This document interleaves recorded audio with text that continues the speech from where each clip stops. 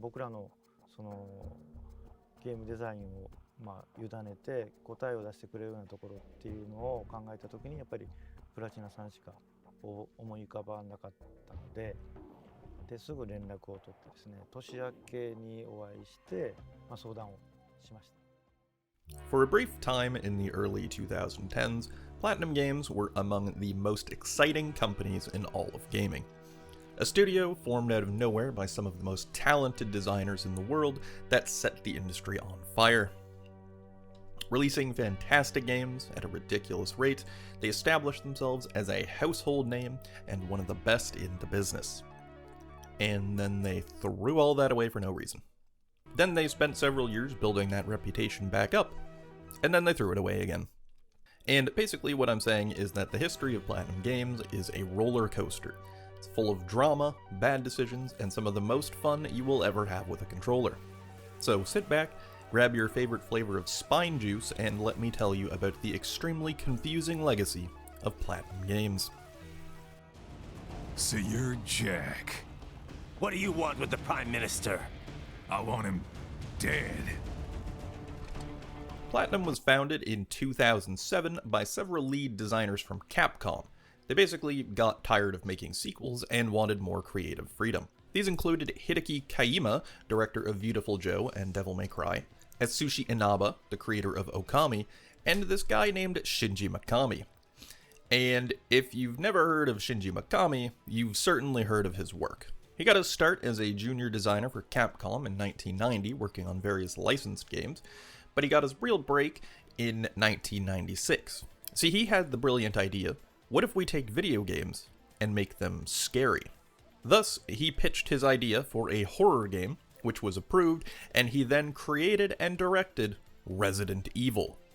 Yes, that Resident Evil. That was Shinji Mikami. Over the next couple years, he worked as a producer/advisor for Resident Evil 2 and directed Dino Crisis, which, while certainly not having the cultural impact of Resident Evil, was pretty fantastic.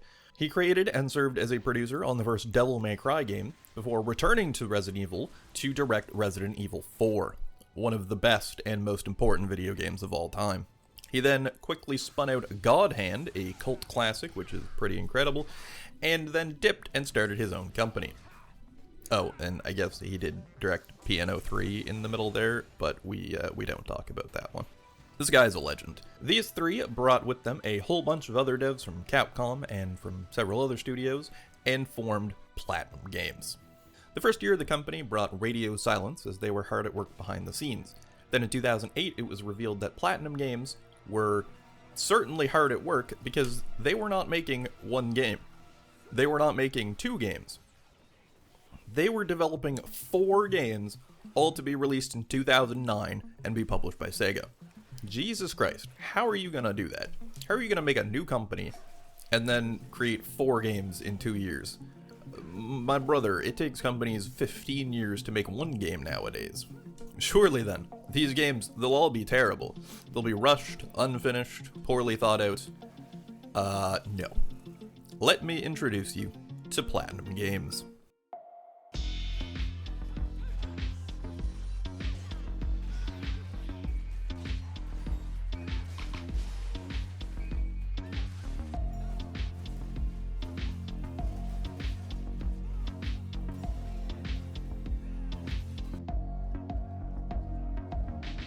On February 10th, 2009, Platinum Games released their first project into the scene, Mad World. Mad World is an extremely dark, violent, hack-and-slash, beat-em-up kind of thing that stands out for its crazy art style. The game is fully black and white, with the only color being the jets of blood that spray out of every enemy like a fire hydrant. It had a pretty neat combat system. The plot was, well, let's be honest, nobody played this game for the plot, but it was basically Squid Game. A game show where all the contestants try to murder each other. You play as Jack, a former Marine/cop/special agent who enters the games to try to stop them. Overall, Mad World was pretty great. Really fun combat, extremely unique art style, hyper-violence. The problem was that this extremely violent game with all the swearing released exclusively on the Wii. You know, the Wii with the motion controls and the Wii Sports. So despite it being a pretty fun game, it sold 3,000 copies in its first week. It was a colossal disaster. That was its Japanese release. It did fare a little bit better in North America, but still not good at all. But that's fine though, because while it didn't perform very well, the game was good, clearly showed the potential that the studio had, and they had 3 more games come in the same year. So, don't worry about it. Surely the second one will perform better. And oh boy did it ever, because game number 2 was called Bayonetta. Let's dance, boy. You know Bayonetta. At least you do because she's in Smash Brothers. We've reached a weird point where she's probably more famous for her appearance in Smash than her actual own games. But if you're somebody who falls into the category of only knowing her from Smash, I cannot possibly overstate how good and utterly bizarre the Bayonetta games are. You obviously play as Bayonetta, a gun witch with magical hair. And hey, fun fact, if you're a Smash person, you know how Bayonetta always wears this, tight leather suit? Yeah, it's not leather. It's actually her hair. I'm not kidding. The plot of the game is... I have no idea. But what makes it great is its weirdness combined with some of the most insane, over-the-top combat ever put in a video game. It's a character action game, like Devil May Cry, which I do hate that name for a genre, but whatever. And wait a second. Devil May Cry was directed by Hideki Kamiya. Bayonetta was directed by... Oh my god! Literally, the 2 biggest franchises in this genre were directed by the same guy. What a madman. Anyway, Bayonetta was a smash hit, selling millions of copies, and instantly becoming one of gaming's most iconic franchises. How would they follow this up? Surely something even bigger and better, right? Try a mobile game. Yep. It was called Infinite Space. It came out on the Nintendo DS on March 6th of 2010, and it was a joint effort between Platinum and Nude Maker. Is this a joke? Look, you can't announce you're making 4 games and then say that one of them is actually a mobile game co-developed by Nude Maker. Alright, look, I've never actually played this game, and I'm not going to, but for what it's worth, reviews actually seem to be pretty positive on it. It's a sci-fi role-playing game where you have to customize and control a spaceship and have lots of dialogue trees. Honestly, sounds kind of neat. It just feels a bit underwhelming compared to, well, Bayonetta. Although it did sell more copies than Mad World, so who am I to judge? Okay, 3 down, 1 more to go. Game number 4 was a little bit different, though. The first 3 were all revealed fairly early on, but game number 4 was the mystery game. It was teased and hinted at, smoke and mirrors. All we knew for sure was that it was going to be some kind of sci-fi game directed by Shinji Mikami. Oh, and remember how all 4 games were originally supposed to be in 2009? That didn't happen. As I mentioned, Infinite Space was released in March 2010, and we didn't even get the trailer for game number 4 until January 2010. But the wait was worth it, because on October 19th, 2010, Platinum Games released Vanquish.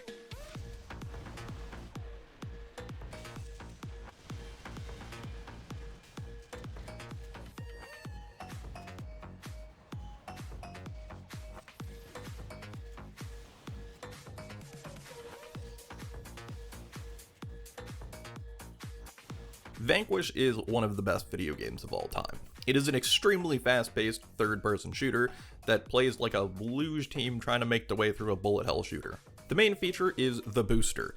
You can run around like a normal person, but you also have a rocket jetpack at all times that lets you slide around in any direction at ridiculous speeds.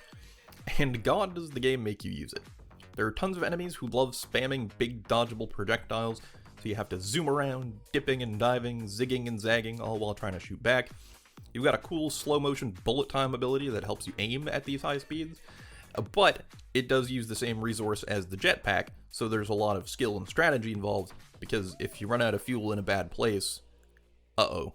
This game is so fun, man. You've got a huge arsenal of weapons to choose from. There's like 40 million different enemy types. It's incredible. It is certainly a flawed masterpiece, if you want to call it that. It's really short, and the story is pretty whatever. It's Russia hijacks an American superweapon and then destroys San Francisco and then threatens to do it again. It plays out as sort of a spy thriller, but with all the quality you expect of a video game from 2010. But that's not why you play it. You play it for the gameplay. It sold well, shipping just under 1 million copies in its first year, and going on to become a cult classic that still moves copies to this day. Unfortunately, Shinji Mikami would leave the company after this game, but he certainly made his mark. So that was the Platinum Big Four. Now all released, and I'd say it was a pretty good start. While the sales were up and down, the quality of their work could not be denied. 2 pretty good games and 2 instant classics.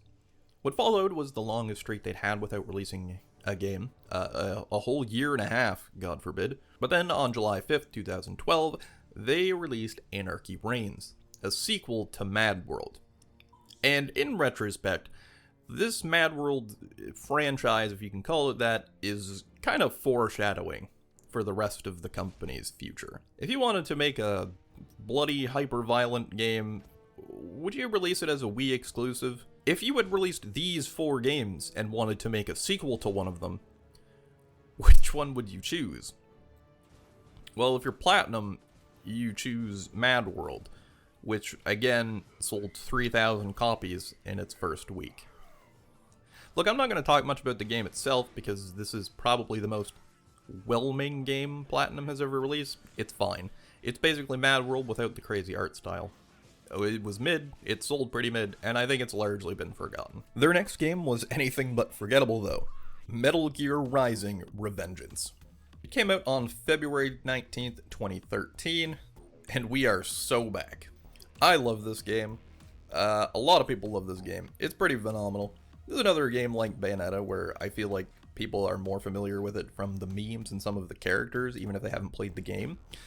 And much like Bayonetta, again, if you haven't played it, it is so much better and weirder than you could possibly ever realize.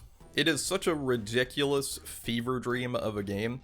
You play as Raiden of Metal Gear Solid 2 fame, this guy, except now he's a super advanced motorcycle riding cyborg ninja with a vibranium katana. Talk about a glow up. It's another character action game like Bayonetta. It's fast, fluid, and stylish with so many combos and special attacks. The boss fights are incredible. The directional parrying system feels amazing. The plot is way too unhinged for me to try to describe here. It's like an episode of Scooby-Doo where the gang has to take down a child organ harvesting conspiracy run by Macho Man Randy Savage. The story is written by Hideo Kojima. Need I say more? And yes, obviously this game is a collaboration with Konami, but basically it was Kojima writing the story and having a supervising role while Platinum actually made the game. Even the name is over the top. Revengeance. Because revenge or vengeance on their own were too basic. Platinum's next 2 titles were Wonderful 101 and Bayonetta 2. Wonderful 101 came out on August 23rd, 2013, and is like Pikmin and Bayonetta combined. It's a really interesting action game where you control a whole squad of superheroes and kind of draw them into shapes to beat up bad guys. Honestly, great game. Bayonetta 2 came out on September 20th, 2014, and is one of the best video games of all time. It took everything Bayonetta 1 did well and just did it better. The fighting is even deeper and is unbelievably smooth, it's paced better, it leaned even more into the campy, over-the-top humor. Fantastic game. So, with the release of Bayonetta 2, we reached the end of what I would call the glory days of Platinum. They released 8 games in their first 5 years, and by this point, Platinum were one of the biggest names in gaming. With a legendary reputation for making high-octane action, it felt like nothing could stop them. Well, it turned out there was one thing that could stop Platinum, and that was Platinum. On October 21st, 2014, The Legend of Korra was released. And it was not great. Not terrible, but it was a weird decision. It was released 1 month after Bayonetta 2, so realistically, they probably had a second team working on the game. But if you told me that this game was actually made in 1 month, I would believe you. It was a third-person action game, but with a much simpler combat system than you were used to from these guys. It had a neat idea where you had 3 bending stances and could switch between them on the fly, but each one only had a few attacks. It still felt alright, but just not on the same level as their previous titles. The graphics were a noticeable downgrade and the cutscenes were terrible. It was short, it didn't have very much enemy variety, and just none of the charm that made the show great. And yes, The Legend of Korra was a great show, come at me. The funny thing is, you can't even buy this game anymore. It was removed from all digital storefronts in 2017. Where are the Stop Killing Games posts about The Legend of Korra, At the time, it was kind of written off. Oh, Platinum just came off the incredible Bayonetta 2, and this is just a funny little side project they were working on. Surely it won't foreshadow things to come. It's fine though, because on October 6, 2015, they released Transformers Devastation. Guys, what's going on over there? This is not a bad game. It's probably the best Transformers game ever made. Not that that's a high bar. But much like The Legend of Korra, it's a pretty rushed license title with some solid combat mechanics. It's ugly, very short, and the camera is more dangerous to you than any Decepticon. The one notable thing this game did succeed at was getting all the voice actors from the original Transformers cartoon. That's pretty awesome. But again, just not the scale or quality we had come to expect. It got worse though. 2016 was rock bottom for Platinum. They broke new ground because up to this point all of their games had been mediocre at worst. Well, they decided to change that. On April 21st, 2016, they released Star Fox Zero, which was terrible. I feel like this is one of those games that has been mostly forgotten with time, maybe because it was a Wii U title, but this game was an absolute travesty. It tried to recreate the magic of Star Fox 64, but the problem is that the magic of Star Fox 64 is called nostalgia. I would like to apologize to any gamers over the age of 35 who might be watching this right now, but Star Fox 64 is not very good. I know it was revolutionary at the time, but branching paths and functional controls are not something new in 2025, nor in 2016 when this game came out. Although, to be fair, saying Star Fox Zero had functional controls would be a lie, because this game had some of the worst, most disgusting motion controls of all time. The Wii U really was a mess, wasn't it? This game was the worst selling Star Fox game ever, and is probably the reason there hasn't been a new one in 9 years. Thanks for making sure we're never getting Star Fox Adventure 2 though, you dirtbags. You know, this video started off really fun. Teenage Mutant Ninja Turtles, Mutants in Manhattan. After their unfortunate excursion making Star Fox Zero, they returned to what they know. Mediocre, licensed slop. Except, God, this one wasn't even mediocre. It was just bad. It ran terribly before. It was, like the other ones, short and boring. The levels are just empty combat arenas. There's no enemy variety. The bosses sucked. And on top of that, there was no local co-op. How are you going to release a Teenage Mutant Ninja Turtles game with online multiplayer and not have local co-op? That's insulting. This was a disgusting, low-effort cash grab, and after a run of 4 mediocre, terrible games, I think I'm done. I'm done with you, Platinum. The best game you made in the last 2 years was 8-bit Bayonetta. A browser game for your website's 404 screen. You're dead to me. You know what comes from being beaten down and humiliated? Motivation. Platinum set to work creating their masterpiece. An experience that would return to the high-quality action hack-and-slash games they were known for, and would feature something they had never done. A good story. So on February 23rd, 2017, Platinum released Nier Automata. A combination of a character action game and a bullet hell shooter, Nier has some of the smoothest gameplay I've ever felt.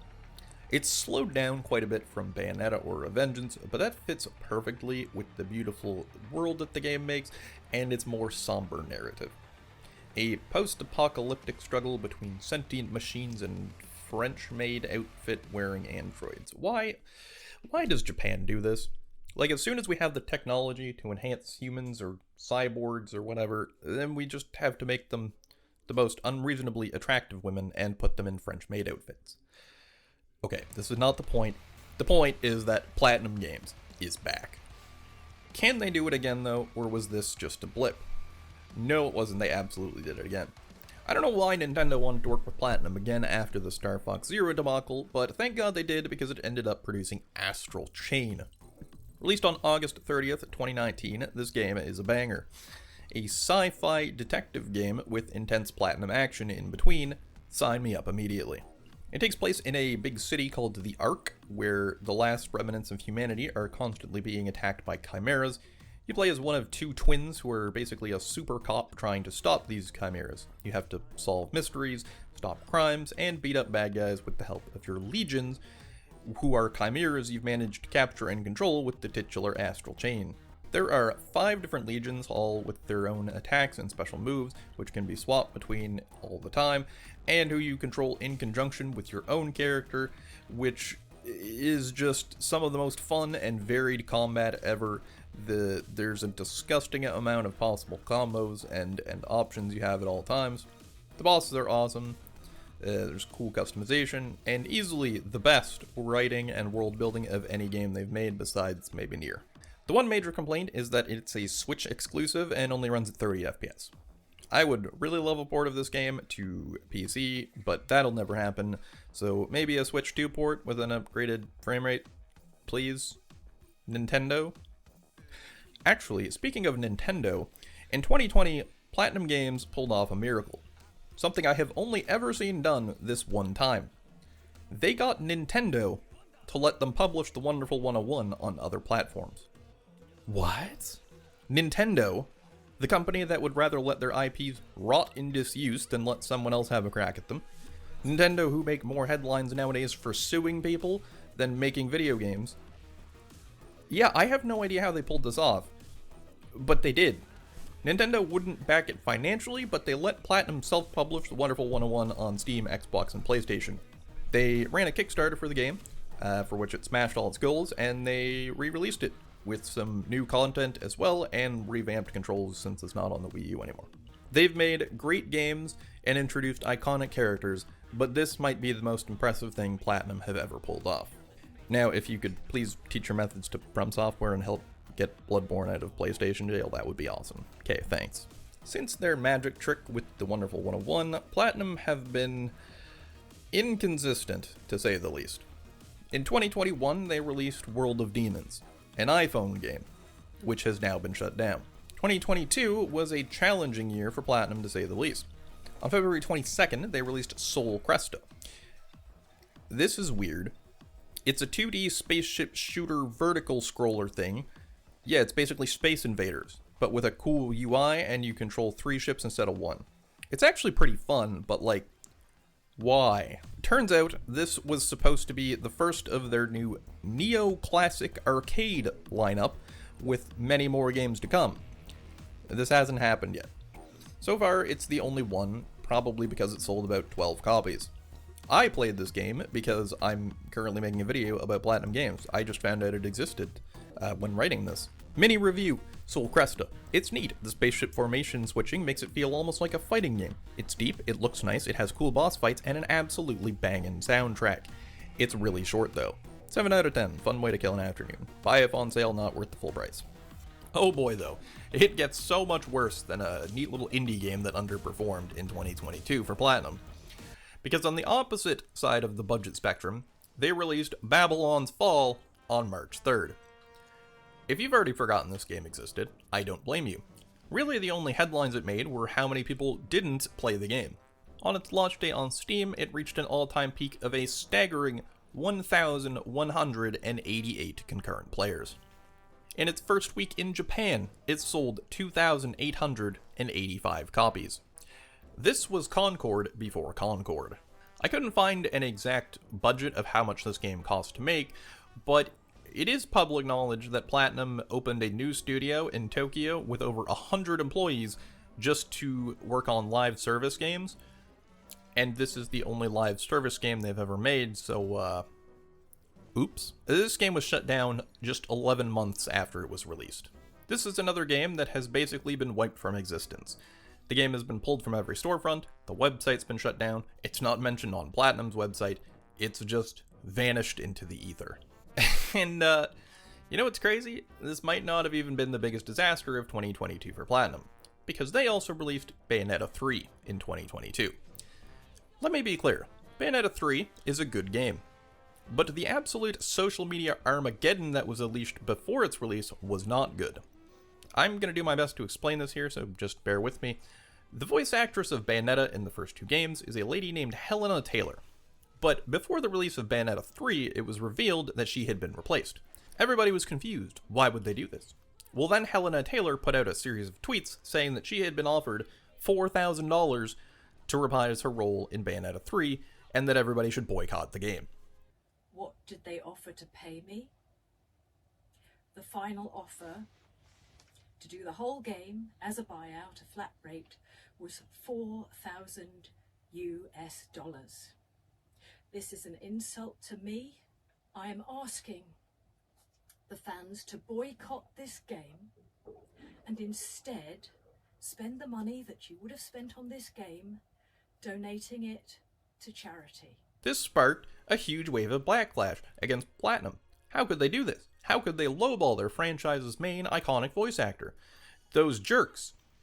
Well, here's the thing. Helena Taylor is a clown who lied. There was a Bloomberg article that dug into this and found that she was offered a lot more than this, which was then corroborated in a tweet by her. She revealed that her initial offer was $10,000, more than double what she initially claimed, and then she asked for more and negotiated up to $15,000, which she also said no to.